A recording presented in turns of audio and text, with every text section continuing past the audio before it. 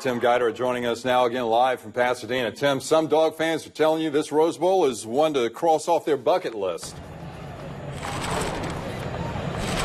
It absolutely is, guys, and really no matter what happens today, it has been a remarkable season for Georgia and for Georgia fans who have been with this team every step of the way, everywhere they've gone, starting in one iconic college football location, continuing today in another. Before New Year's Day came to define Georgia's season, the date that stood out on the schedule was September 9th. Going to Notre Dame was quite a privilege and an honor, too. With the Bulldogs scheduled to play in South Bend in Week 2, many UGA fans plan to start the season with a lifetime experience, a bucket list trip to Notre Dame, and blanketed the Golden Dome in red. I went to Notre Dame this year. We went to the Cubs game the night before, and there were so many Dogs fans there. They were calling the Dogs at Wrigley Field. Notre Dame is such a great place anyway, and the people they're a class act. It's not like going to some of these other places where you catch a bunch of grief.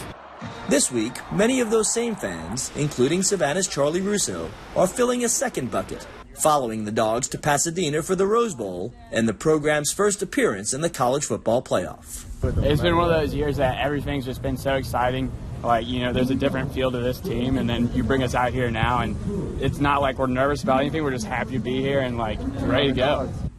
The way Georgia fans annex typically local college football outposts in South Bend and Knoxville, they are taking over Pasadena as well, with a clear majority of fans for the Rose Bowl. We just knew that Georgia fans would show up. It's the first playoff game. It's a really important one. Win or lose, it's great to be here in year 2 for Kirby. We've been traveling all year, so we would not miss this one. The 2017 season has taken the Bulldogs back to the top of college football, and from one historic setting to another. And for the fans who have been with them all the way, it's hard to compare those experiences, but it sure is nice to be able to try. And naturally, I thought that was when we were going to do the that game, but now all of a sudden this one comes along, and I'd never been to the Rose Bowl and that kind of thing. So this was just once in a lifetime thing. It's unbelievable, but it's once in a lifetime. I'm out here with a couple of my grandkids that go to Georgia, so yeah, it's beautiful.